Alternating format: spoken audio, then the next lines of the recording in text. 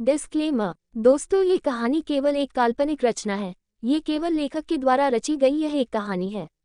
इसका वास्तविक जीवन से कोई भी संबंध नहीं है। कृपया आप कहानियों को केवल मनोरंजन की दृष्टि से ही सुने, और साथ ही अगर आप इस चैनल नॉवल स्टोरी 2.6 पर पहली बार आए हैं तो चैनल को सब्सक्राइब और वीडियो को भर भर लाइक करना ना भूलें। धन्यवाद। एपिसोड 1। मुंबई, जिसे सपनों का शहर भी कहा जाता है।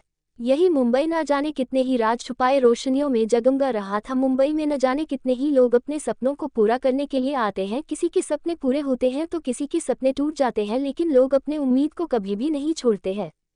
आज इसी मुंबई का मौसम कुछ खास अच्छा नहीं था। बादलों की घड़घड़ाहट के साथ तेज आसमान में चमकती बिजली जो मौसम को बहुत डरावना बना रही थी। दिन के समय में भी मौसम रात की तरह लग रहा था। मौसम को देख लग रहा था जैसे आज प्रकृति का कहर बरस रहा हो। वही जंगल में एक सुनसान पहाड़ी जहां सिर्फ जंगली जानवरों की आवाज सुनाई दे रही थी। वही उसी पहाड़ी पर एक लड़की अपने अधमरी हालत में घुटनों के बल बैठी हुई अधखुली आंखों के अपने सामने खड़े शख्स को देख रही थी। उसके पूरे शरीर से खून रिस रहा था।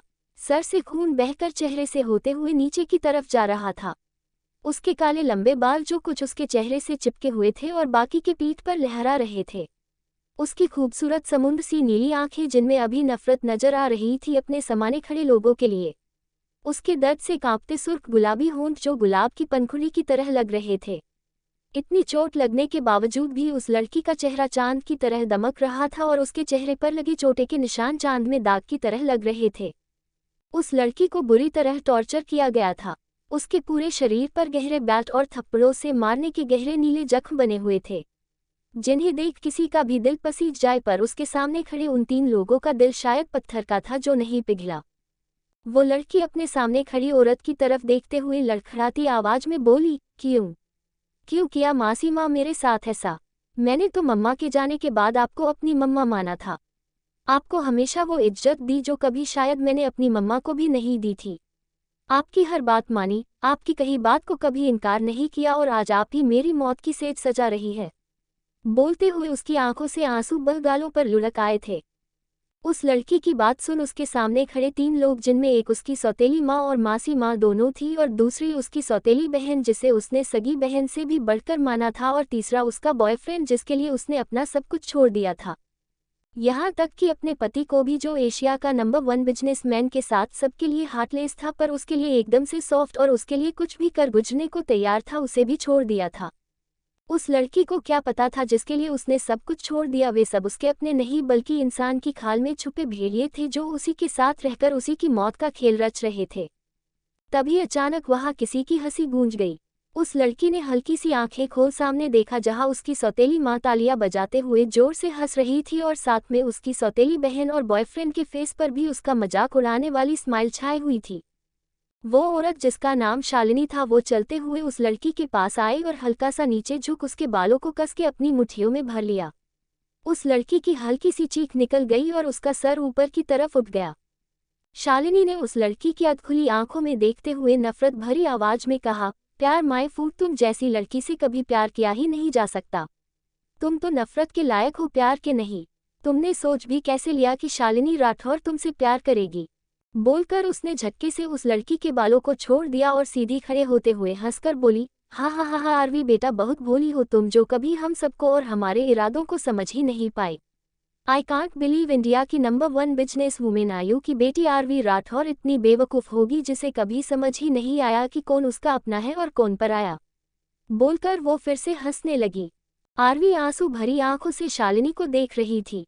आज उसे खुद पर ही गुस्सा आ रहा था कि वो इतनी बेवकूफ कैसे हो सकती है, जो कभी इन सब की चाल को समझ ही नहीं पाई। हाँ, वैसे मुझे ये बताते हुए बहुत खुशी हो रही है कि तेरे उस देवल पति को भी मार दिया है। बेचारे ने बेवफा पत्नी के चक्कर में अपनी जान गंवा दी, पर अफसोस उसकी बेवफा पत्नी को कभी उस पर प्यार नहीं आया। खैर, जो भी हो वो अब मर चुका है, और उसकी पत्नी यानी मेरी प्यारी छोटी बेटी आरवी तुम भी मरने वाली हो, तो अब उसकी सारी प्रॉपर्टी मेरी बेटी टिया को मिल जाएगी। उसकी प्रॉपर्टी पर सिर्फ तुम्हारा हक है, और तुम्हारे मरने के बाद टिया को मिल जाएगा, क्योंकि तुमने ही तो टिया को अपनी नॉमिनी बनाया है। हाँ, बोलते हुए शालिनी जोर से हंसने लगी। शालिनी की बात सुन आरवी, जिसकी आंखें लगभग बंद हो चुकी थी, उसने एकदम से अपनी आंखें खोल हैरानी से शालिनी की तरफ देखा। उसके दिमाग में एक हैंडसम से लड़के का चेहरा घूमने लगा था। जिस चेहरे से वो अब तक नफरत करती आई थी, आज उस चेहरे को देखने के लिए उसकी आंखें तरस रही थी। आरवी शालिनी की तरफ देख रुंधी आवाज में बोली, क्या कहा? मेरे डेविल को मार दिया। क्यों मारा उन्हें? उन्होंने तो आपका कुछ नहीं बिगाड़ा था। प्रॉपर्टी चाहिए थी तो मेरी प्रॉपर्टी ले लेते, मुझे मार दिया होता। उन्हें मारने की क्या जरूरत थी? बोलते हुए वो जोर से रोने लगी थी। आरवी की बात सुन और उसे रोता देख उन तीनों के चेहरे पर मकारी भरी हंसी आ गई। टिया स्टाइल से चलते हुए आरवी के पास आए और हल्का सा नीचे झुक उसके जबड़े को कस के पकड़ आंखें में देखते हुए बोली, बड़ा प्यार आ रहा है आज अपने उस डेविल पति पर। जब जिंदा था तब तुम्हारा ये प्यार कहाँ चला गया था? बोलते हुए वो गौर से आरवी के चेहरे को देख रही थी, जो अभी भी बेहद खूबसूरत लग रहा था, जिसे देख टिया का चेहरा गुस्से और नफरत से कांपने लगा था। वो नफरत भरी आवाज में बोली, नफरत है मुझे तुम्हारे इस चेहरे से। कितना कुछ किया तेरी खूबसूरती मिटाने के लिए, फिर भी कोई फायदा नहीं हुआ। पर आज जो होगा उसके बाद तेरी ये खूबसूरती और तू दोनों हमेशा के लिए इस दुनिया से अलविदा हो जाओगे। बोलकर उसने झटके से आरवी के चेहरे को छोड़ दिया, जिससे आरवी संभल नहीं पाए और उसका सर वहीं रखे एक बड़े से पत्थर से टकरा गया। आरवी की एकदम से आहा चीख निकल गई। उसके सर से तेजी से खून बहने लगा था। आरवी की ऐसी हालत देख वे तीनों जोर से हंसने हा लगे थे। तभी वो लड़का जिसे आरवी अपना प्यार सब कुछ समझती थी, वो आगे आया और टिया की तरफ देख मुस्कुराते हुए बोला, बेबी रिलैक्स, इतना गुस्सा अच्छा नहीं है। ये तो वैसे भी मरने वाली है, इसके लिए खून जलाकर कोई फायदा नहीं है। चलो अब इसका खेल खत्म करते हैं और चलते हैं यहाँ से, आफ्टर ऑल अब हमें राठौर और वालिया फैमिली दोनों को संभालना है। बोलते हुए उसने मकारी भरी हंसते हुए आरवी की तरफ देखा, जिसकी आंखें अब तक बंद हो चुकी थी। उस लड़के की बात सुन टिया ने सर घुमा उसकी तरफ देखा और डेविल स्माइल करते हुए बोली, यस सिद्धार्थ बेबी, तुम सही कह रहे हो। आई थिंक अब इसका खेल खत्म कर देना चाहिए हमें।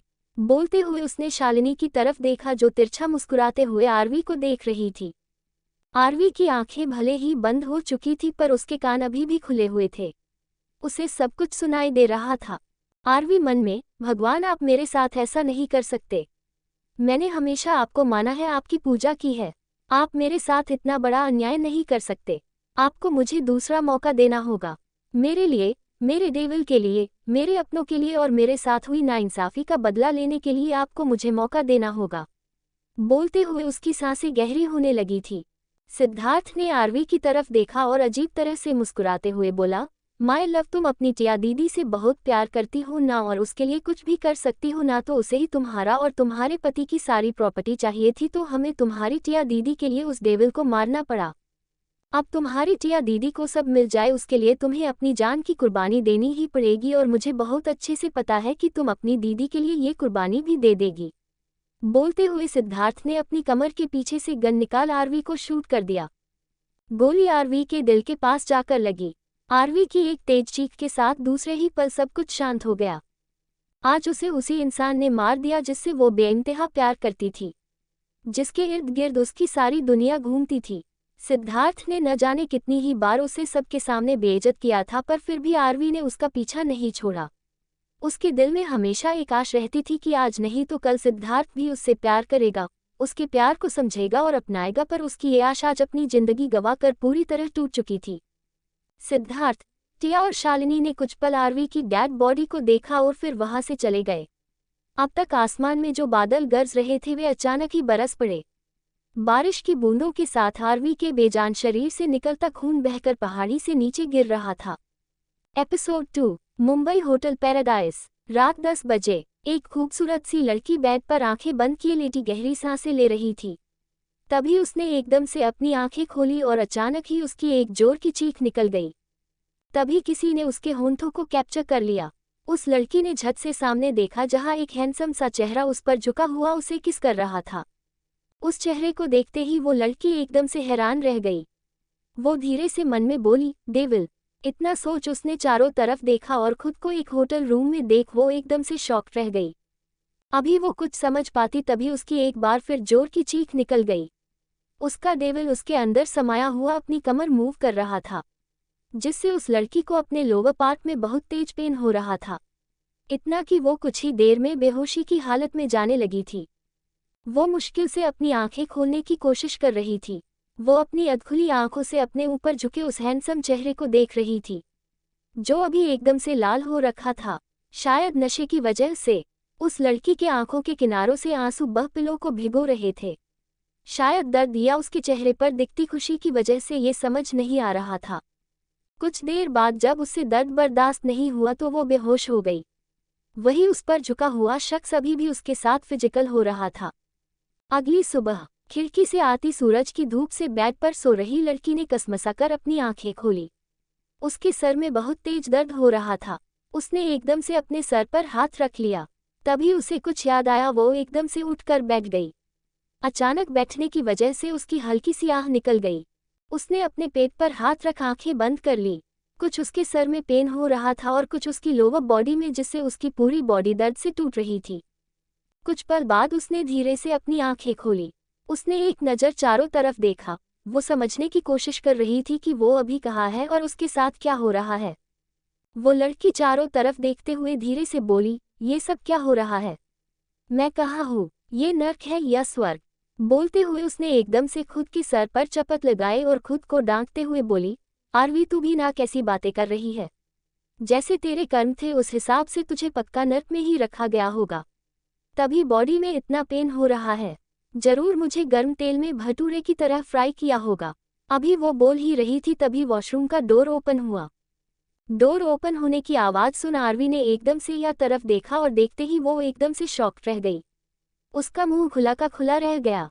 वो एकदम से बेड पर खड़ी हुई और चिल्लाते हुए बोली, डेविल, आप यहाँ कैसे? आप मेरे पीछे नर्क में भी आ गए। बोलते हुए वो अपनी पलकों को बार बार झपका कर सामने खड़े शख्स को देख रही थी, जो और कोई नहीं उसका डेविल था। सामने खड़ा शख्स एशिया का नंबर 1 बिजनेसमैन अशरफ वालिया, जिसका नाम ही लोगों के दिलों में खौफ के लिए काफ़ी था।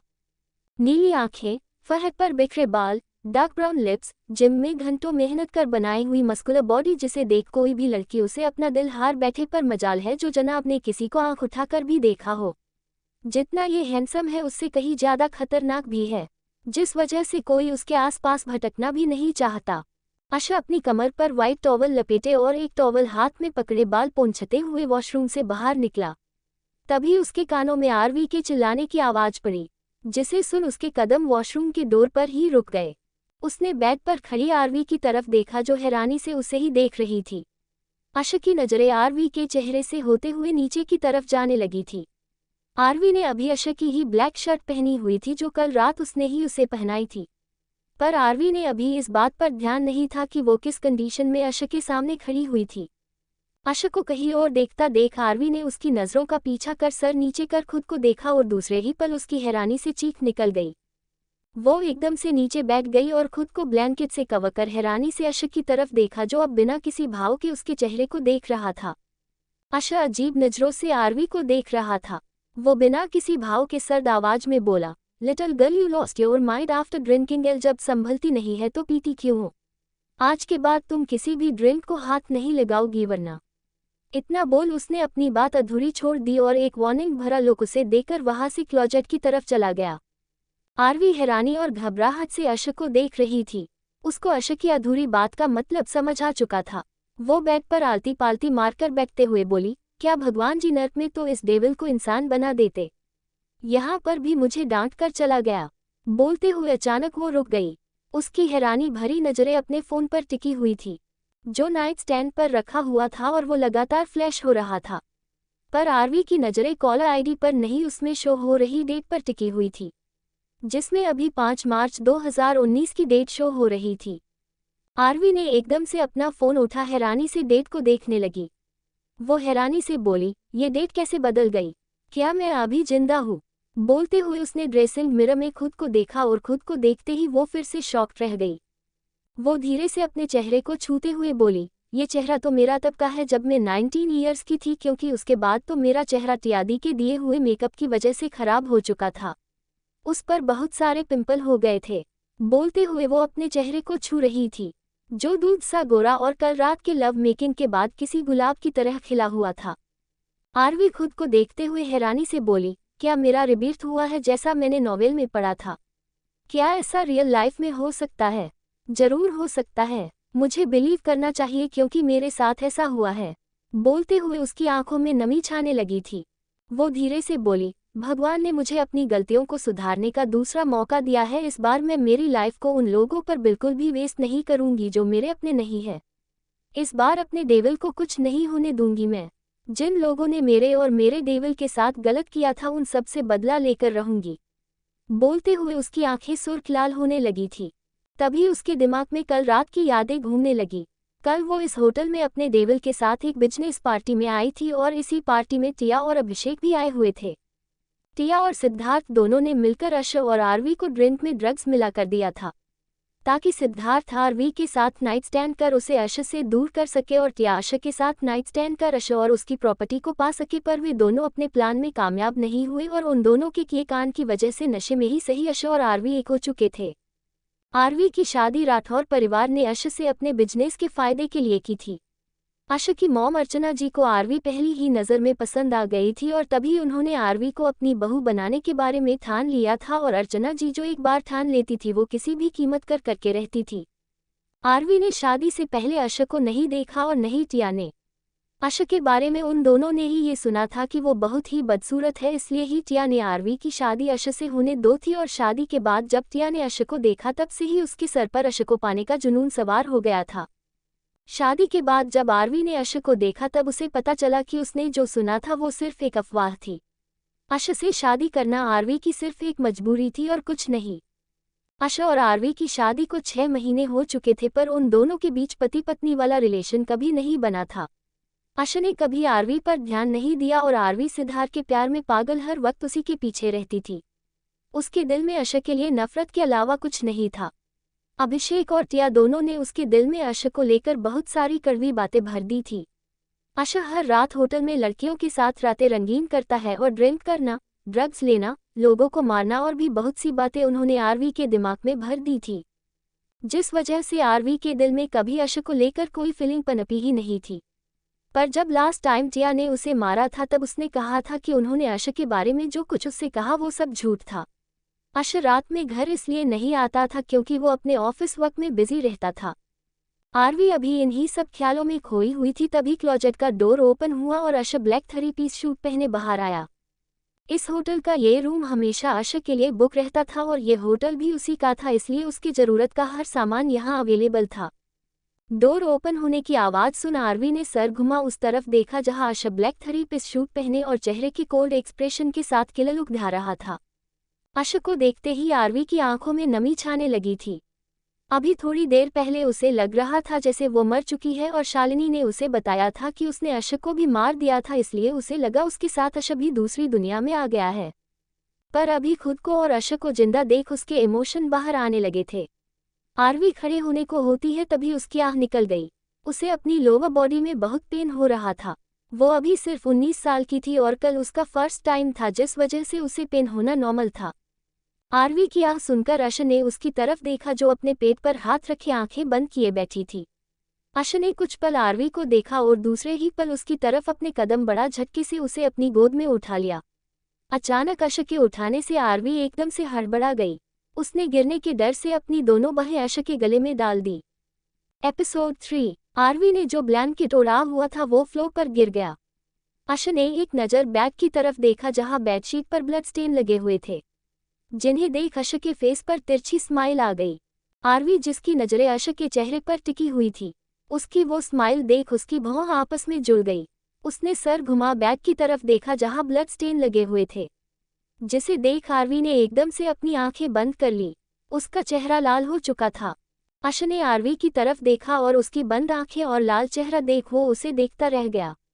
तभी अश ने एकदम से अपना सर झटका और धीरे से बोला, सिली गर्ल।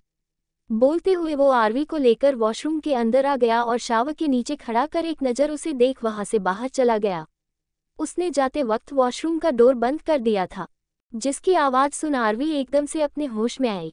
उसने आंखें खोल चारों तरफ देखा, वहां कोई नहीं था। आरवी एक गहरी सांस लेकर मिरर के सामने जाकर खड़ी हो गई। वो गौर से खुद को देख रही थी।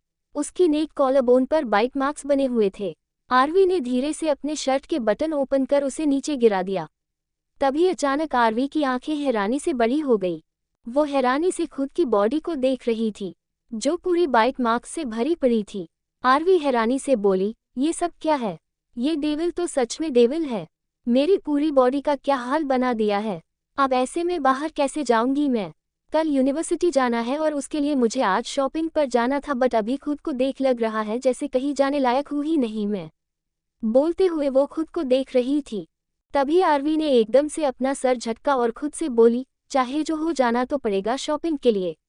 अपनी ड्रेस से लेकर मेकअप तक का सारा सामना बदलना है, क्योंकि वो सारा सामान उस चुड़ैल का दिया हुआ है और अब ये अच्छे से जान चुकी हूँ मैं, उसने मुझ पर इतनी मेहरबानी की है तो जरूर कुछ तो वजह होगी। उसमें उसी का फायदा होगा, क्योंकि बिना किसी अपने फायदे के तो वो कुछ करने वाली है नहीं। बोलते हुए उसने शावर ले लिया था। आरवी ने चारों तरफ देखा, तभी उसकी नज़र हैंगर पर टंगे बाथरोब पर पड़ी, जो अश का था। आरवी ने उस बाथरोब को उतार कर पहना लिया। अभी उसके पास यहाँ खुद के कपड़े नहीं थे, जिस वजह से उसने अश का बाथरोब पहन लिया था। आरवी वॉशरूम से बाहर आए और रूम में चारों तरफ देखा, वहाँ कोई नहीं था। तभी उसकी नज़र बेड पर रखी एक ड्रेस पर पड़ी और उसके साथ कुछ और सामान भी रखा हुआ था। आरवी धीमे कदमों से बेड के पास चली गई। उसे अभी भी चलने में प्रॉब्लम हो रही थी। आरवी ने बेड पर रखी ड्रेस को उठाकर देखा, जो एक सिंपल सा फुल लेंथ गाउन था।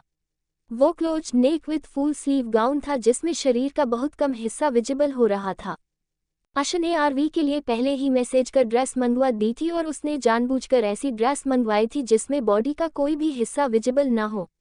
वो शो नहीं करता था, पर उसे आरवी की हर एक चीज का ख्याल रहता था।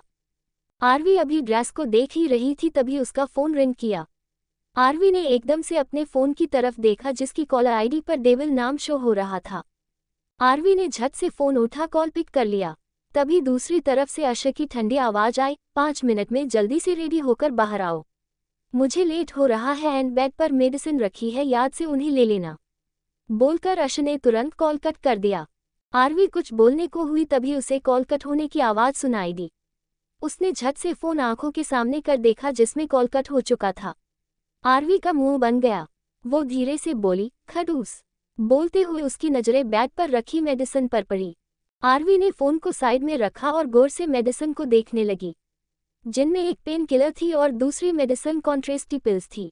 कॉन्ट्रासेप्टिव पिल्स को देखते ही आरवी एकदम से हैरान रह गई। क्या डेविल नहीं चाहते मैं उनके बच्चे की मां बनूं? उस पिल्स को देखते ही आरवी के दिमाग में सबसे पहला थॉट यही आया। ये थॉट आते ही उसका चेहरा एकदम से उदास हो गया।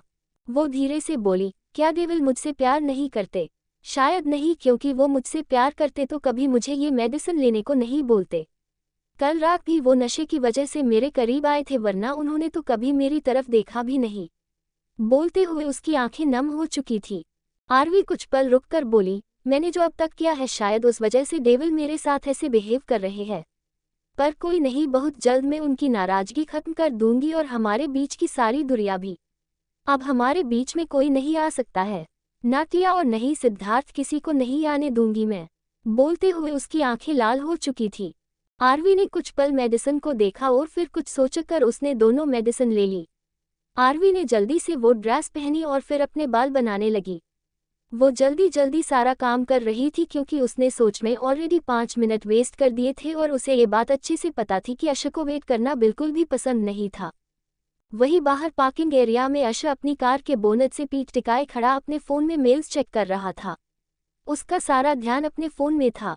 वहीं उससे कुछ दूर होटल के मेन डोर के पास खड़ी एक खूबसूरत सी लड़की, जिसने रेड शॉर्ट ड्रेस पहनी हुई थी, वो बड़ी शिद्दत से अश को देख रही थी।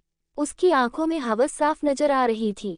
वो धीरे मगर जुनूनी आवाज में बोली, किसी दिन तो तुम मेरे पास आओगे ही यशवालिया। तुम्हें तो मेरा बनना ही है, क्योंकि टिया राठौर को जो चाहिए होता है वो उससे मिलकर ही रहता है। कल रात तुम बच गए मुझसे, पर हर बार नहीं बचोगे। एक बार खाली जा सकता है, पर हर बार खाली जाए ये तो पॉसिबल नहीं है। बोलते हुए उसकी नजरें अश पर टिकी हुई थी। टिया ने कुछ पल अश को देखा और उसके बाद तुरंत वहां से होटल के अंदर की तरफ चली गई। अभी उसके फेस एक्सप्रेशन बहुत ही डेंजर थे, जिन्हें देखकर ही पता चल रहा था उसके दिमाग में कुछ बहुत बड़ा चल रहा था। टिया के जाते ही अश ने भी उस तरफ देखा जहां टिया थोड़ी देर पहले खड़ी थी। अश उस जगह को देखकर अपनी ठंडी आवाज में बोला, अपनी औकात से बाहर के सपने नहीं देखने चाहिए मिस टिया राठौर। आशवालिया पहले भी तुम्हारी औकात से बाहर था और आज भी तुम्हारी औकात से बाहर है। तुम अपने झूठ के मुखौटे से मेरी बीवी को फंसा सकती हो, मुझे नहीं।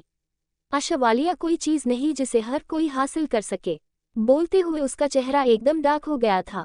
उसके आसपास का ऑरा बहुत ही भयानक नजर आ रहा था।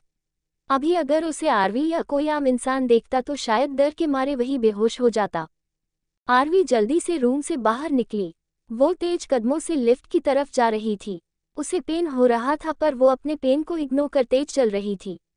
अभी वो लिफ्ट की तरफ जा ही रही थी तभी अचानक वो किसी से टकरा गई। आरवी की हल्की सी आह निकल गई और वो 2 कदम पीछे हट गई। आरवी अपने सर को सहलाते हुए बोली, कौन है? अंधे हो क्या? देखकर नहीं चल सकते हो? बोलते हुए अचानक वो रुक गई।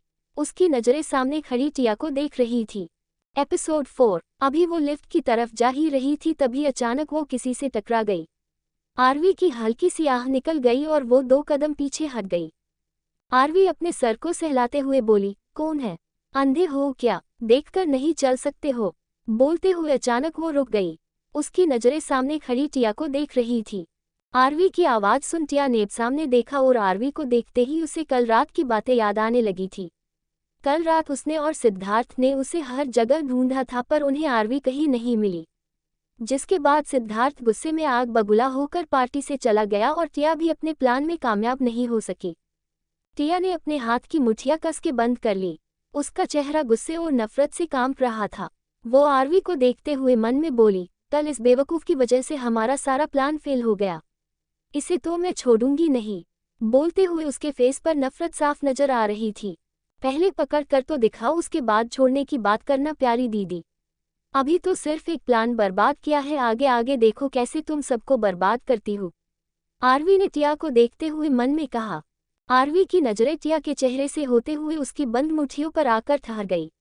अचानक ही उसके होंठों पर डेविल स्माइल आ गई। उसने टिया के चेहरे की तरफ देखा और धीरे से बोली, आई एम सो सॉरी दीदी, मैंने ध्यान नहीं दिया, आप आ रही है सामने से और इसी वजह से मैं आपसे टकरा गई। बोलते हुए उसके चेहरे पर गिल्ट साफ नजर आ रहा था। ये सुनते ही टिया एकदम से अपने होश में आई। उसने गुस्से से आरवी की तरफ देखा और तेज आवाज में बोली, ध्यान नहीं था तो ध्यान रखना चाहिए, तुम्हारी वजह से अभी मुझे चोट लग जाती तो फिर कल कॉलेज कैसे जाती मैं? और कल रात को कहा थी तुम? हर जगह ढूंढा तुम्हें पर कहीं नहीं मिली तुम। बोलते हुए वो गुस्से से आरवी को देख रही थी। टिया की तेज आवाज सुन आने जाने वाले लोगों का ध्यान उनकी तरफ चला गया। कुछ लोग मुड़ मुड़कर उन्हें देख रहे थे तो कुछ वहीं खड़े होकर तमाशा देखने लगे थे। टिया पब्लिक एरिया में हमेशा ही आरवी से ऐसे बात करती थी। जब कोई भी फैमिली मेंबर नहीं होता था उसके पास तब तो उसे लाइसेंस मिल जाता था आरवी से जैसे चाहे वैसे बात करने का।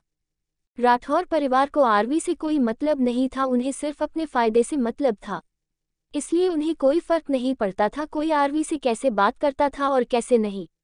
उन्हें सिर्फ टिया से मतलब था क्योंकि टिया उनके बिजनेस को संभालती थी और जब से टिया ने बिजनेस ज्वाइन किया था तभी से राठौर ग्रुप ऊंचाइयों को छूने लगा था। राठौर परिवार में आरवी के दादाजी के अलावा किसी को आरवी से मतलब नहीं था। वे सब सिर्फ टिया को पसंद करते थे। ये कहना गलत नहीं होगा कि आरवी राठौर परिवार के लिए एक बोझ के अलावा कुछ नहीं थी। उन्होंने आरवी को अब तक राठौर मेंशन में भी सिर्फ इसलिए रखा था क्योंकि उनकी 80% प्रॉपर्टी आरवी की मॉम आयु खुराना की थी जो उसने आरवी के जन्म के वक्त ही आरवी के नाम कर दी थी। आरवी के जन्म के 1 साल बाद ही आयु की डेथ हो गई। उनकी मौत हार्ट अटैक से बताई गई थी पर उसकी मेडिकल रिपोर्ट को कभी किसी ने नहीं देखा था क्योंकि आरंभ राठौर आरवी के डैड ने कभी किसी को मेडिकल रिपोर्ट दिखाई ही नहीं थी। आरंभ राठौर जब सारी प्रॉपर्टी को अपने नाम करवाना चाहते थे तभी उन्हें पता चला कि आयु ने पहले ही अपनी प्रॉपर्टी आरवी के नाम कर दी थी जो उसके 21 साल की होने पर उसे मिलेगी और अगर इससे पहले आरवी को कुछ हो जाता है तो सारी प्रॉपर्टी ट्रस्ट में चली जाएगी। इसलिए उन सब ने आरवी को अब तक राठौर मेंशन में रखा था वरना वे कब के उसे घर से निकाल चुके होते। आरवी को बचपन से अपने नानू और दादू के अलावा किसी का प्यार नहीं मिला था पर वो जैसे जैसे बड़ी होने लगी थी तब सब उससे प्यार से बातें करने लगे थे।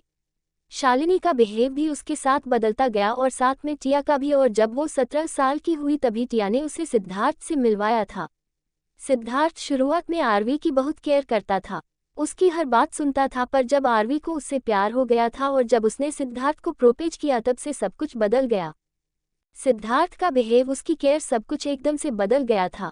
वो बात बात पर आरवी की इंसल्ट करने लगा था, पर आरवी उसके प्यार में पागल सब कुछ सहती गई। कभी उसे पलट कर जवाब नहीं दिया और इसी वजह से उन सबकी हिम्मत बढ़ती गई। टिया पब्लिक एरिया में आरवी की पहले खूब बेइज्जती करती और फिर घर जाकर उससे सॉरी बोलकर सब कुछ पहले की तरह सही कर देती थी और आरवी अपनी मासूमियत में कुछ समझ ही नहीं पाती थी। उसे डर लगता था कि कहीं सब पहले की तरह उससे दूर नहीं जो जाए, इसलिए वो उनसे कुछ नहीं कहती थी। उसने सारा बचपन अकेली रहकर गुजारा था, इसलिए उसे डर लगता था अब किसी को खोने से। वो पहले की तरह अकेली नहीं जीना चाहती थी और नहीं अनाथ होना चाहती थी। टिया की बात सुन आरवी का चेहरा गुस्से से कांपने लगा। उसने एक नज़र चारों तरफ देखा और फिर टिया की तरफ देख बिना किसी एक्सप्रेशन के बोली, मेरा ध्यान नहीं था, पर आप तो देखकर चल रही थी ना, तो आप साइड हट जाती, मुझसे टकराने की क्या ज़रूरत थी। एंडी, शायद आपको कोई गलतफहमी हुई है या फिर आपने कभी खुद को मिरर में नहीं देखा जो मुझसे ये बात बोल रही है। आप कह रही है कि आप मुझसे टकराती तो आपकी हड्डियां टूट जाती। सीरियसली दी, आप इतनी नाजुक है। बट आपकी इन्फॉर्मेशन के लिए बता दूं, आप जैसी मोटी भैंस अगर किसी से टकराती है तो सामने वाले की हड्डी टूट सकती है, आपको कुछ नहीं हो सकता। अभी आप खुद ही देख लीजिए, आपसे टकराने के बाद बहुत मुश्किल से खुद को संभाला मैंने और आप हिली तक नहीं और रिएक्ट ऐसे कर रही थी जैसे गुलाब की पनखुड़ी हो जो हल्के से हवा के झोंके से उड़ जाएगी। बट आपको पता दो, हवा का झोंका तो दूर, आपको तो तूफान भी नहीं हिला सकता। बोलते हुए उसके फेस पर मजाक उड़ाने वाली हंसी तैर गई। आरवी की बात सुनकर आसपास खड़े लोग भी टिया पर हंसने लगे। टिया हैरानी से आरवी को देख रही थी। आज पहली बार था जब आरवी ने उसे पलटकर कुछ कहा था, नहीं तो हमेशा आरवी बिना कुछ कहे रोते हुए वहां से भाग जाया करती थी और टिया ने यही सोचा था कि हर बार की तरह इस बार भी आरवी रोते हुए भाग जाएगी, पर आज ऐसा कुछ नहीं हुआ। आज उसे आरवी पूरी तरह बदली हुई लग रही थी। सबके हंसने की आवाज सुन टिया अपने होश में आई। उसने चारों तरफ देखा, सब उसे देखकर हंस रहे थे। ये देखते ही टिया का फेस गुस्से से कांपने लगा। वो गुस्से में चिल्लाते हुए बोली, व्हाट द हेल, मजाक चल रहा है यहाँ जो आप सबको इतनी हंसी आ रही है? आप सब जानते नहीं हो मुझे, अगर जानते होते तो ऐसी गलती कभी नहीं करते। आरवी बीच में बोली, ओह कम ऑन दी, ये सब आपको कैसे जानेंगे? ये सवाल आपको शालिनी माँ और डैड से पूछना चाहिए कि आप कौन हैं। वैसे मुझसे भी पूछ सकती है, ये आफ्टर ऑल जानती हूँ मैं आपको, अपनी बहन भी मानती हूँ। आई नो आप राठौर परिवार की नाजायज़ बेटी है, बट फिर भी मुझे इस चीज़ से कोई फर्क नहीं पड़ता है। बोलकर वो एकदम से रुकी और चारों तरफ देखा जहां सब उसकी बात सुन अजीब नजरों से टिया को देख रहे थे, जिसे देख आरवी के फेस पर डेविल स्माइल आ गई। आरवी ने एकदम से टिया की तरफ देखा और मासूम सी शक्ल बनाकर बोली, ओह सॉरी दी, वो गलती से नाजायज़ वाली बात मुंह से निकल गई। प्लीज़ आप घर पर किसी से मत कहना कि मैंने सबके सामने आपको नाजायज़ बोल दिया था, वरना डैड और शालिनी माँ मुझे मारेंगे और फिर 2 दिन तक खाना भी नहीं देंगे। आपको तो पता है ना मैं बेवकूफ़ हूँ, तो बस बेवकूफ़ी में निकल गया कि शालीन माँ जो मम्मा की बहन थी, उन्होंने अपनी बहन के पति आरंभ राठौर को अपने हुस्न के जाल में फंसाकर उनके साथ नाजायज़ संबंध बनाए और उसके बाद आप जैसी नाजायज़ बेटी को पैदा किया। बोलते हुए वो अपनी पलकों को बार बार झपका कर टिया को देख रही थी। इस वक्त आरवी के चेहरे पर मासूमियत शहद की तरह टपक रही थी। ये सुनते ही टिया का चेहरा एकदम से पीला पड़ गया। वो राठौर परिवार की नाजायज़ बेटी है, ये बाहर किसी को नहीं पता था। सबको यही कहा गया था कि टिया राठौर परिवार को सड़क के किनारे पर मिली थी और जब आरंभ ने उसे वहां देखा तो उसे अपने घर लाकर अडॉप्ट कर लिया। उसके बाद आरंभ को लोगों की बहुत सिंपैथी मिली थी और उन्हें बिजनेस में भी बहुत फ़ायदा हुआ था। पर अभी आरवी ने सबके सामने उसे नाजायज़ बोल दिया था, जिसे सुन टिया एकदम से डर चुकी थी। उसे अच्छे से पता था एक नाजायज़ होकर समाज में जीना कितना मुश्किल हो सकता है। अरे हाँ, ये तो राठौर परिवार की एडॉप्टेड डॉटर है जिसके बारे में न्यूज में सुना था मैंने। 2 दिन पहले ही एक इंटरव्यू में आरंभ राठौर ने इसके बारे में बहुत कुछ कहा था। इसके तारीफों के पुल बांधते हुए वे थक नहीं रहे थे। पूरे इंटरव्यू में सिर्फ उन्होंने अपनी बड़ी बेटी का ही जिक्र किया था। पर ये दूसरी लड़की क्या बोल रही है? इसे तो मैंने कभी नहीं देखा और नहीं कभी आरंभ राठौर के मुंह से इसका नाम सुना। कौन हो बेटा तुम, और तुम जो बोल रही हो क्या वो सच है? क्या सच में टिया राठौर आरंभ राठौर की नाजायज़ बेटी है? देखो, तुम्हें डरने की जरूरत नहीं है, जो सच है वो तुम हमें बता सकती हो। हम किसी से कुछ नहीं कहेंगे। एक औरत ने हैरानी से आरवी की तरफ देखते हुए कहा। ये सुनते ही सब उस औरत की तरफ देखने लगे थे जिसने फॉर्मल बिजनेस शूट पहना हुआ था। वो दिखने में ही बिजनेस वूमेन लग रही थी। उसे बिजनेस की अच्छी नॉलेज थी और वो राठौर परिवार को जानती थी। उसने न्यूज में आरंभ राठौर के बिजनेस इंटरव्यू देखे थे। वो अच्छे से टिया को जानती थी। वो औरत राठौर ग्रुप की राइवल सहगल ग्रुप की मैनेजर थी। टिया ने 19 साल की उम्र में ही बिजनेस संभाल लिया था। उसकी खुद की एक कंपनी थी और इतनी कम उम्र में उसकी इतनी तरक्की देख सब उससे हैरान भी थे और साथ में उस पर गर्व भी था। पर सच तो कुछ और ही था उसकी कंपनी का, जो आगे पता चलेगा। उस औरत की बात सुन आरवी के फेस पर तिरछी स्माइल आ गई, जो उसने किसी के देखने से पहले ही छुपा ली। पर एक शख्स जो लिफ्ट के पास खड़ा हुआ एकटक आरवी को देख रहा था, उसकी वो स्माइल उस शख्स की आंखों से नहीं बच पाई। आशा जो नीचे आरवी का वेट कर रहा था, जब 5 मिनट होने के बाद भी आरवी पार्किंग एरिया में नहीं आई तो उसे गुस्सा आने लगा था और वो गुस्से से वापस होटल के अंदर आ गया और सामने का नज़ारा देख उसके कदम लिफ्ट के पास ही रुक गए। वो बिना किसी भाव के खड़ा गौर से आरवी के चेहरे को देख रहा था। उसके फेस पर कोई एक्सप्रेशन नहीं थे, जिससे उसके दिमाग में क्या चल रहा है ये पता नहीं चल रहा था। आशा बिना किसी भाव के धीरे से बोला, लिटिल गर्ल माइंड से खेल रही हो, पर सामने वाले को बेवकूफ़ समझने की गलती मत करो, वरना संभलने का भी मौका नहीं मिलेगा। बोलते हुए उसके दिमाग में बहुत कुछ चल रहा था, पर क्या ये उसके अलावा कोई नहीं जानता था। आशा ने अपना फ़ोन निकाल किसी को मैसेज किया और फिर तुरंत वहां से निकल गया। वो पहले भी यहाँ से जा सकता था, पर उसे आज आरवी को वालिया मेंशन लेकर जाना था। आरवी बहुत कम वालिया मेंशन में रहती थी, वो लगभग राठौर मेंशन में ही रहती थी। अर्चना जी ने उसे बहुत सी बार वालिया मेंशन में रहने को कहा था और राठौर परिवार को भी, पर सब यही कहकर बात टाल देते थे कि आरवी अभी छोटी है और नासमझ भी, इसलिए वो जब तक 21 साल की नहीं हो जाती तब तक वो राठौर मेंशन ही रहेगी। और फिर आरवी की पढ़ाई भी अभी कंप्लीट नहीं हुई थी, वो अभी सेकेंड ईयर में थी और उसका कॉलेज राठौर मेंशन के पास में था और वालिया मेंशन से काफ़ी दूर, जिससे आरवी को आने जाने में प्रॉब्लम होती थी। आरवी ज़्यादा देर कार में सफ़र नहीं कर पाती थी, उसे वोमिटिंग होने लगती थी, इसलिए फिर अर्चना जी ने भी ज़्यादा जोर नहीं दिया था इस बात पर। और आशा को तो आरवी कुछ भी करे या न करे उससे कोई मतलब नहीं था, या फिर यूँ कह सकते हैं उसे आरवी के कुछ भी करने से कोई प्रॉब्लम नहीं थी। उसके पास आरवी की हर एक इन्फॉर्मेशन रहती थी, पर इस बात का किसी को पता नहीं था। आशा बेवजह आरवी पर रोक टोक नहीं करता था। आरवी ने उस औरत की तरफ देखा और मासूम सी शक्ल बनाकर बोली, यस आंटी, मैंने सब कुछ सच कहा है, पर आप ये बात किसी को बताना मत। अभी उसने इतना ही बोला था, तभी टिया ने गुस्से से आरवी की बाजू पकड़ अपनी तरफ घुमाया और तेज आवाज में, जस्ट शट अप बेवकूफ, बोलते हुए उसने आरवी को मारने के लिए अपना हाथ उठा दिया। पर उसकी एक उंगली भी आरवी के गाल को छू पाती उससे पहले ही आरवी ने एकदम से उसका हाथ पकड़ लिया। एपिसोड 5। अभी उसने इतना ही बोला था, तभी टिया ने गुस्से से आरवी की बाजू पकड़ अपनी तरफ घुमाया और तेज आवाज में, जस्ट शट अप बेवकूफ, बोलते हुए उसने आरवी को मारने के लिए अपना हाथ उठा दिया। पर उसकी एक उंगली भी आरवी के गाल को छू पाती उससे पहले ही आरवी ने एकदम से उसका हाथ पकड़ लिया। टिया ने हैरानी से अपने हाथ की तरफ देखा जो अभी आरवी के हाथ में था, और फिर आरवी की तरफ जो गुस्से से खुद उसे ही देख रही थी। आरवी के फेस एक्सप्रेशन देख टिया एकदम से हैरान रह गई। वो अभी कुछ देर पहले वाली आरवी बिल्कुल नहीं लग रही थी। टिया ने अपना हाथ छुड़वाना चाहा, पर आरवी की पकड़ उसके हाथ पर इतनी कसी हुई थी कि वो चाह कर भी नहीं छुड़वा पा रही थी। टिया तेज आवाज में बोली, आरवी ये क्या बदतमीजी है, हाथ छोड़ो मेरा। अभी उसने इतना ही बोला था, तभी वहां एक जोर की चटाक की आवाज गूंज गई और दूसरे ही पल टिया धड़ाम की आवाज के साथ फ्लोर पर जा गिरी। आरवी ने टिया की बात पूरी होने से पहले ही खींच के एक थप्पड़ टिया के गाल मार दिया था। आरवी के थप्पड़ से टिया संभल नहीं पाए और वो मुंह के बल फ्लो पर जा गिरी। उसकी हल्की सी आह निकल गई और उसने अपना एक हाथ गाल पर रख लिया। टिया के साथ आसपास खड़े सभी लोग भी आरवी के इस एक्शन से शॉक रह गए थे। उन्हें बिलीव नहीं हो रहा था कि थोड़ी देर पहले तक दिखने वाली मासूम सी लड़की किसी को इतना जोर का थप्पड़ मार सकती है, और वो भी पब्लिक एरिया में। थप्पड़ लगते ही टिया का दिमाग सुन्न हो चुका था। उसे 1 मिनट का टाइम लगा था ये समझने के लिए कि अभी उसके साथ हुआ तो क्या हुआ। 1 मिनट बाद टिया को एकदम से होश आया। उसने गुस्से से सर घुमा आरवी की तरफ देखा, जो अपने दोनों हाथ सीने पर फोल्ड किए खड़ी बिना किसी भाव के उसे ही देख रही थी।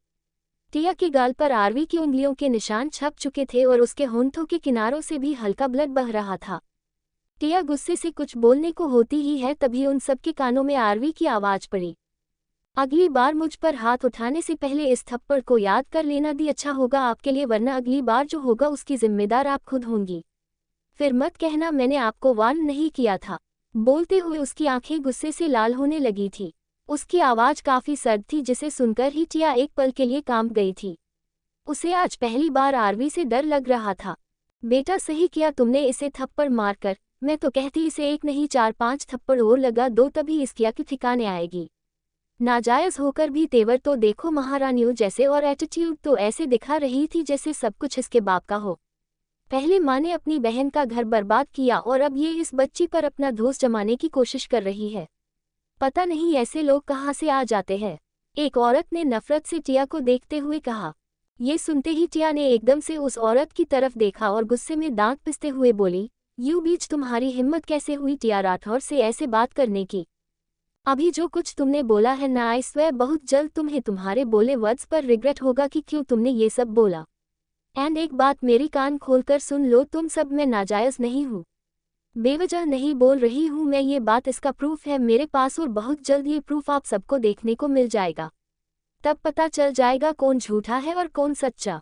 बोलते हुए उसने नफरत भरी नज़रों से आरवी की तरफ देखा जिसके फेस एक्सप्रेशन अभी भी वैसे ही थे जैसे पहले थे। टिया की बात सुनकर भी आरवी ने कोई रिएक्ट नहीं किया, जैसे उसे टिया के ऐसा ही कुछ कहने की उम्मीद थी। टिया बेवकूफ़ बिल्कुल नहीं थी जो इतनी आसानी से अपना नाजायज़ होने का सच सबके सामने आने देती। चलो मान लिया तुम नाजायज़ नहीं हो, फिर भी तुम एक बहुत ही नीच और गिरी हुई लड़की हो। तुम्हें बड़ों से बात करने तक की तमीज नहीं है, और तुम ये धमकी किसको दे रही हो? कुछ नहीं कर सकती हो।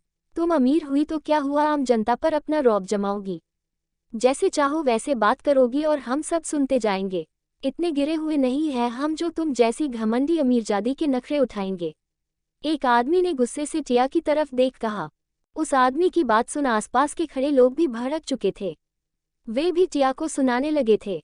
टिया हैरानी और घबराहट से सबकी तरफ देख रही थी। उसके सामने आज पहली बार ये सिचुएशन आई थी और अब इससे कैसे डील करना है ये उसे बिल्कुल भी समझ नहीं आ रहा था। वो अपने गार्ड्स भी साथ में भी लेकर आई थी और अगर वहाँ खड़े लोगों ने उस पर वार कर दिया या फिर उसे हार्म करने की कोशिश की तो वो क्या करेगी? टिया के दिमाग में यही सब चल रहा था। ये सोचते हुए ही वो पैनिक करने लगी थी। उसने एक नज़र सबकी तरफ देखा और फिर जल्दी से खड़ी होकर आरवी की तरफ अपनी एक उंगली पॉइंट करते हुए बोली, ये सही नहीं किया तुमने। घर पर आओ फिर बताती हूँ तुम्हें। आज जो किया है वो बहुत महंगा पड़ेगा तुम्हें। बोलकर वो तेज कदमों से वहां से जाने लगी थी। उसे पता था कि अभी वो एक पल और यहाँ रुकी तो उसके साथ बहुत बुरा हो सकता था। आरवी तेज आवाज में बोली, सस्ती चीजें पसंद भी नहीं है मुझे। इंतजार रहेगा आपके कुछ करने का। मैं भी देखती हूँ आप सब क्या कर सकते हो मेरे साथ और फिर आप सब देखना मैं क्या करती हूँ आप सब के साथ। बोलते हुए आरवी की नजरें जाती हुई टिया पर टिकी हुई थी। ये सुनते ही टिया के कदम वहीं रुक गए। वो एकदम से हैरान रह गई। उसे बिल्कुल भी उम्मीद नहीं थी आरवी के ऐसा कुछ बोलने की। उसे लगा था उसकी धमकी से वो डरकर उसके पैरों में गिरकर माफ़ी मांगेगी, पर सब कुछ उसकी सोच के उल्ट हुआ। टिया ने अपने हाथों की मुठियाँ कस के बंद कर ली और गुस्से का घूंट पीकर वहां से निकल गई। उसके जाने के बाद अचानक आरवी के दिमाग में कुछ आया। उसने एकदम से अपने हाथ में बंदी वॉच में टाइम देखा और परेशानी से अपने सर पर हाथ रखकर बोली, ओह गॉड, इस टिया के चक्कर में डेविल की कही बात तो मैं भूल ही गई। उन्होंने मुझे 5 मिनट में बाहर आने को कहा था और मुझे ऑलमोस्ट आधा घंटा हो चुका है। बोलते हुए वो बिना किसी पर ध्यान दिए तेज कदमों से लिफ्ट की तरफ चली गई। आरवी और टिया के जाने के बाद सब लोग भी वहां से चले गए, पर अभी भी उन सबके बीच में टिया को लेकर ही बातें हो रही थी। सहगवाल कंपनी की मैनेजर डेविल स्माइल करते हुए अपने फ़ोन की तरफ देख रही थी, जिसमें अभी कुछ देर पहले जो कुछ हुआ उसका वीडियो चल रहा था। उसने जब आरवी से टिया के नाजायज़ होने की बात पूछी थी तभी उसने अपने फ़ोन का कैमरा ओपन कर सब कुछ उसमें रिकॉर्ड कर लिया था। मैनेजर अपने फ़ोन की तरफ देखते हुए बोली, आज की ये न्यूज़ मेरे प्रमोशन के लिए काफ़ी है। अब देखना ये न्यूज़ कैसे राठौर्स की कंपनी में तहलका मचाती है। बोलते हुए वो हल्का सा मुस्कुरा दी और फिर वहां से निकल गई। आरवी पार्किंग एरिया में आए और उसने चारों तरफ देखा, वहां कोई नहीं था। कार बहुत सारी खड़ी थी पर जिस कार को वो देख रही थी वो कार वहां नहीं थी। तभी आरवी के आगे आकर एक कार रुकी। आरवी ने बिना किसी भाव के उस कार की तरफ देखा जिसकी ड्राइविंग सीट की विंडो ओपन हो रही थी। विंडो ओपन कर ड्राइवर ने अपना सर बाहर निकाल पहले आरवी को ग्रिट किया और फिर अपना सर झुकाकर बोला, मैम सर ने आपको वालिया मेंशन छोड़ने को कहा है। प्लीज आप कार के अंदर आकर बैठ जाए। ये सुनते ही आरवी का चेहरा गुस्से से कांपने लगा। वो तेज आवाज में बोली, तुम्हारे सर कहाँ है? अगर मैं थोड़ी लेट हो गई आने में तो क्या वो मेरे लिए रुक नहीं सकते थे? अपने सर को कॉल करो और कहो उनसे अगर मुझे वालिया मेंशन लेकर जाना है तो मैं उन्हीं के साथ जाऊंगी, वरना मैं राठौर मेंशन जा रही हूँ। बोलते हुए वो कार से 2 कदम पीछे हटकर खड़ी हो गई। आरवी की बात सुनकर ड्राइवर ने एकदम से उसकी तरफ देखा। उसकी आंखों में हैरानी साफ दिखाई दे रही थी। मैडम की तबीयत तो ठीक है ना? ये और सर के साथ जाना चाहती है, जबकि इन्हें तो सर का नाम सुनना तक पसंद नहीं। ड्राइवर ने हैरानी से आरवी को देखते हुए मन में सोचा। तभी उसे कुछ याद आया। उसने एकदम से अपना सर झटका और धीरे से बोला, मैम सर बिजी है, वो यहाँ नहीं आ सकते हैं अभी। प्लीज आप कार में बैठ जाए, मैं छोड़ दूंगा आपको। बोलते हुए उसकी नजरें आरवी को देख रही थी। ये सुनते ही आरवी ने एकदम से ड्राइवर की तरफ देखा और उसे घूरते हुए बोली, मैंने कहा ना अगर मैं वालिया मेंशन जाऊंगी तो डेविल के साथ, वरना नहीं। ड्राइवर ने एक गहरी सांस ली और अपना फोन निकाल अशोक को कॉल कर दिया। वो आरवी से ज्यादा बात नहीं कर सकता था, उसे परमिशन नहीं थी। दूसरी तरफ मुंबई के सुनसान जंगल के बीच में बना एक बड़ा सा विला, जिसका कलर थीम ब्लैक था, जो दिखने में खूबसूरत कम और डेंजर ज्यादा लग रहा था। उसकी मैन प्लेट पर डाक विला लिखा था। विला के आसपास जंगली जानवरों की आवाजें आ रही थी, जिन्हें सुन आम आदमी का कलेजा फट सकता था। वहीं अंदर हॉल में बहुत सारे बॉडीगार्ड अपना सर झुकाए एक साइड खड़े हुए थे। उनके सामने फ्लोर पर एक आदमी अपने घुटनों पर बैठा डर से कांप रहा था। उसके शरीर पर बहुत सी चोटों के गहरे जख्म दिखाई दे रहे थे, जिन्हें देखकर ही पता चल रहा था कि उसे कुछ देर पहले बहुत टॉर्चर किया गया था। वहीं उसके सामने अशरफ अपने एक पैर पर दूसरा पैर चढ़ाए पूरे रोब के साथ चेयर पर बैठा उसे ही देख रहा था। अशरफ का ब्लेजर चेयर पर रखा हुआ था और उसके शर्ट के ऊपर के 2 बटन खुले थे, जिनसे उसकी मस्कुलर चेस्ट झांक रही थी। उसकी नीली आंखें जो इस वक्त बहुत भयानक लग रही थी, वो सामने बैठे शख्स पर टिकी हुई थी। उस आदमी को अपने ऊपर अशरफ की नजरें महसूस हो रही थी, जिससे वो और ज्यादा कांपने लगा। वो धीरे से कांपती आवाज में बोला, प्लीज सर मुझे माफ कर दो। मैं पैसों के लालच में आ गया था और मैंने वो सब कर दिया, पर आगे से कभी ऐसी गलती नहीं होगी। प्लीज एक बार माफ कर दीजिए, प्लीज सर। बोलते हुए वो अशरफ के पैरों में गिर गया। ये सुनते ही अशरफ के फेस पर तिरछी स्माइल आ गई। उसने एकदम से अपने पैर से उस आदमी को धक्का दे दिया, जिससे वो आदमी संभल नहीं पाया और मुंह के बल फ्लोर पर जा गिरा। अशरफ चेयर पर से खड़ा होते हुए बोला, तो माफी चाहिए तुम्हें हम्मम। बोलते हुए वो उस आदमी के पास आकर रुका और सर झुका उसे देखने लगा। ये सुनते ही उस आदमी की आंखों में चमक आ गई। उसने एकदम से अशरफ की तरफ देखा और जल्दी से अपना सर हिलाते हुए बोला, यस सर प्लीज एक मौका दे दीजिए। अभी उसने इतना ही बोल था, तभी उसकी एक भयानक चीख पूरे विला में गूंज गई। अशरफ ने उसकी बात पूरी होने से पहले ही उसके पेट पर जोर से एक किक मार दी थी, जिससे उस आदमी की चीख निकल गई और उसके मुंह से खून आने लगा था। अशरफ अपने पैर को उसके पेट पर रख उस पर प्रेशर देते हुए बोला, जब मुझे धोखा दे रहे थे तब नहीं सोची ये बात। चंद पैसों के लालच में आकर तुमने कल मेरी ड्रिंक में वो ड्रग्स मिलाया था ना। अब देखते हैं वो पैसा तुम्हें तुम्हारी लाइफ दे पाते हैं या नहीं। बोलते हुए वो अपनी शर्ट की स्लीव्स को फोल्ड कर रहा था। ये आदमी होटल का वेटर था, जिसने कल रात आरवी और अशरफ की ड्रिंक में ड्रग्स मिलाया था। अशरफ ने लाल आंखों से वेटर की तरफ देखा, तभी उसके पास एक बॉडीगार्ड आया, जिसके के हाथ में उसका फोन था। गार्ड अपना सर झुकाकर बोला, सर आपका फोन। अशरफ ने एक नज़र गार्ड्स को देखा और फिर अपने फोन की तरफ। उसने बिना कुछ कहे फोन उठा कान पर लगा लिया। गार्ड्स वहां से चला गया। अशरफ वेटर के पेट पर फिर से किक मारते हुए बोला, हम बोलो क्यों कॉल किया है। वही ड्राइवर अपनी जगह बैठा कांप रहा था। उसे फोन में वेटर के चिल्लाने की आवाज सुनाई दे रही थी, जिसे सुन उसके हाथ पैर डर से ठंडे पड़ने लगे थे। ड्राइवर हिम्मत करके बोला, सर मैम आपके साथ वालिया मेंशन जाना चाहती है। वो बोल रही है अगर आप नहीं आए तो वो राठौर मेंशन चली जाएगी। ये बात ड्राइवर ने बहुत हिम्मत जुटाकर कही। ये सुनते ही अशरफ का पैर एक जगह ठहर गया। उसका चेहरा जो पहले से सर्द था वो और ज्यादा डार्क हो गया। वो अपनी आंखें बंद कर 2 उंगलियों से आईब्रो को रब करते हुए बोला, फोन दो उसे। बोलते हुए उसकी आवाज काफी सर्द थी। तो दोस्तों आखिर कहानी में आगे क्या होगा, यह जानने के लिए इस स्टोरी को सुनते रहिए सिर्फ और सिर्फ novel_story_2.6 चैनल पर। और अगर कहानी आप सभी को पसंद आए तो वीडियो को लाइक, कमेंट और शेयर जरूर करें। धन्यवाद।